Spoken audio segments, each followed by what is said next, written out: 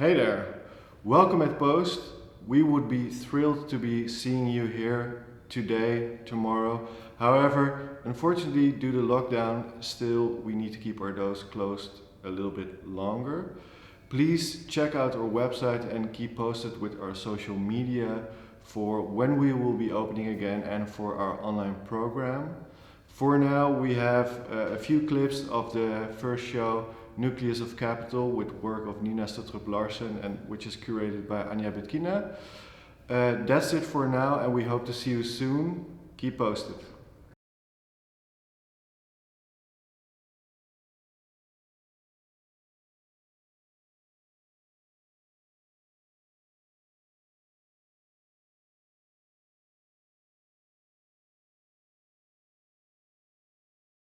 The exhibition Nucleus of Capital is about post-colonial conditions of contemporary Europe and the relation of European Union states with their former colonies. Amsterdam-based artist Nina Stotrup Larsen is dealing with this matter by researching the CFA franc, the official currency of 14 states in West and Central Africa, also known as the territory of the former French colonies. I've been investigating the CFA franc zone and its connections to the European and French in particular managerial apparatus.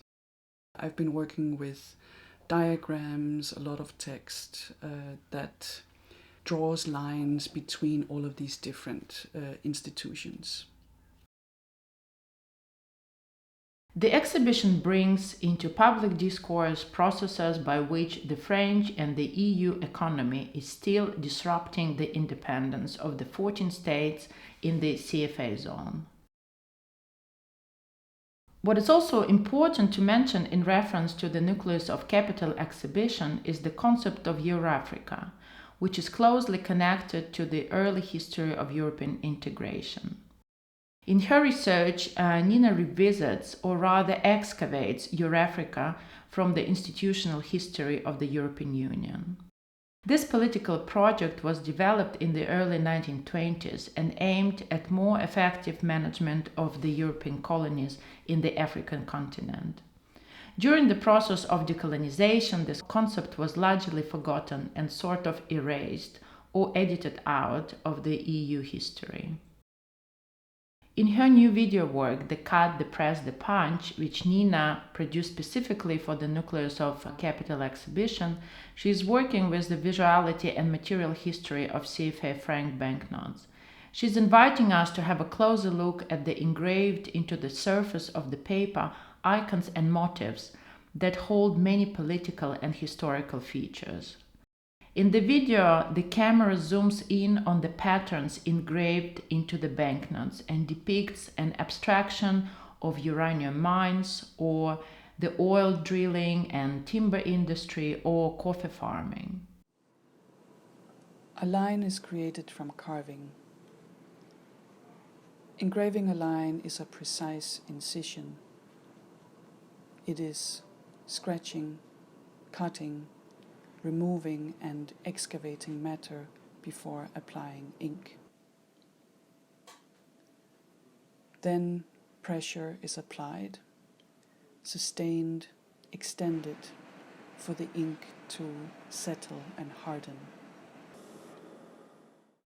The video zooms in on the materiality of the banknotes, where you get to see the engraver's lines cut into the paper. We talk about the printer applying pressure onto this paper. And in this engraved cartography, this is where we find the Eurafrican landscape. So the Eurafrica that kind of disappeared from the official European narrative, the cartography of that is what we find deeply ingrained in the paper of the banknote.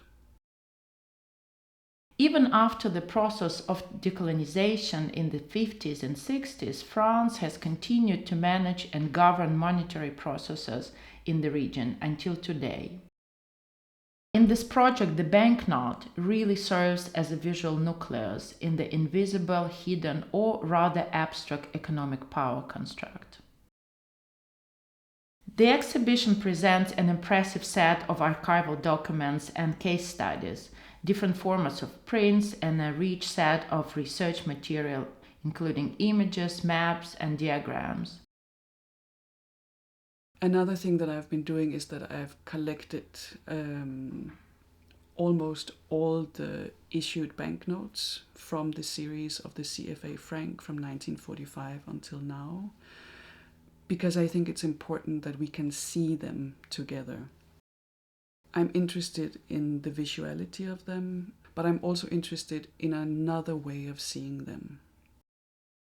The banknotes become both agent and evidence in this geopolitical construct, where, for instance, the production in 2002 of the 20 euro banknotes stopped the production of the CFA franc, which meant that banknotes were not delivered to 6 African states, and that blocked the flow of markets simply because banknotes need to be replaced, and this did not happen.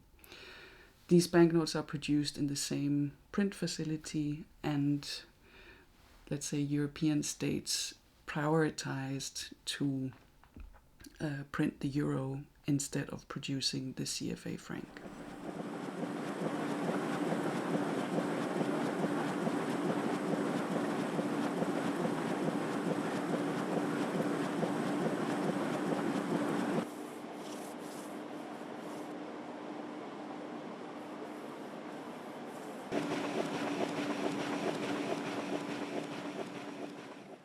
What is also interesting about the exhibition is a proposition which the artist comes up with.